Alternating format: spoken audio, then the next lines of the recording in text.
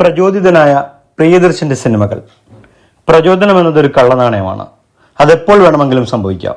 ഇന്ന് കൊറിയൻ സിനിമകൾ കണ്ടാണ് നമ്മുടെ സംവിധായകർ പ്രചോദിതരാകുന്നതെങ്കിൽ 80കളിൽ അത് ഹോളിവുഡ് സിനിമകളുടെ കാസറ്റിന് മുന്നിൽ ഇരിക്കുമ്പോൾ മാത്രം സംഭവിക്കുന്നവയായിരുന്നു.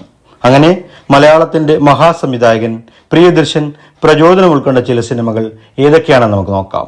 ബോയിങ് ബോയിങ് 1965 റിലീസ് ചെയ്ത ബോയിങ് ബോയിങ് എന്ന ഹോളിവുഡ് മൂവി 1985 മോഹൻലാലിനെ നായകനാക്കി അതേ പേരിൽ തന്നെ മലയാളത്തിൽ പുനഃസൃഷ്ടിക്കുകയായിരുന്നു പ്രിയദർശൻ.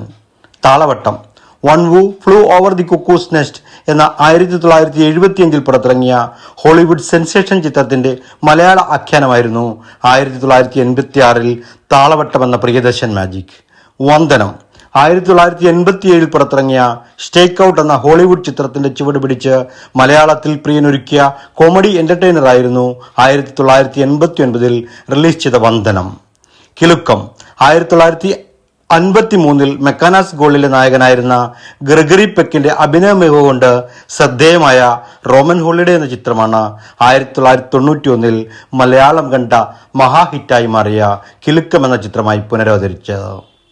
ചന്ദ്രലേഖ വൈൽ യു വെയർ സ്ലീപ്പിംഗ് എന്ന 1995 സാന്ദ്ര ബുള്ളോക്ക് ചിത്രമാണ് 1997 ചന്ദ്രലേഖ എന്ന പേരിൽ മലയാളത്തിൽ ബ്ലോക്ക് ബസ്റ്ററായി മാറിയത്.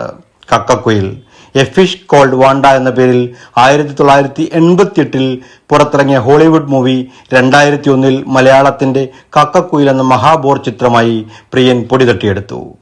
അറബിയും ഒട്ടകവും പി മാധവൻ നായരും 1997 പുറത്തിറങ്ങിയ നത്തിങ് ടു ലൂസ് എന്ന ഹോളിവുഡ് മൂവിയാണ് 2011 അറബിയും ഒട്ടകവും പി മാധവൻ നായരും എന്ന പേരിൽ പുനരുദ്ധരിച്ചത്. കാര്യം എന്തൊക്കെയായാലും തലയം ആൾതാമസമുള്ളവർ കോപ്പി അടിച്ചാലും അതിനൊരു സ്വന്തം കരസ്പർശത്തിന്റെ കയ്യൊപ്പുണ്ടാവുമെന്ന് മലയാളം പഠിച്ചത് മഹാപ്രിയനിൽ നിന്നാണ്. പ്രിയൻ മലയാളത്തിന്റെ പ്രിയ സംവിധായകനായി ഇന്നും തുടരുന്നതിന്റെ പിന്നിലെ കെമിസ്ട്രിയും ഈ കരുതലുള്ള കരസ്പർശത്തിന്റെ കാരുണ്യം ഒന്നു മാത്രമാണ്.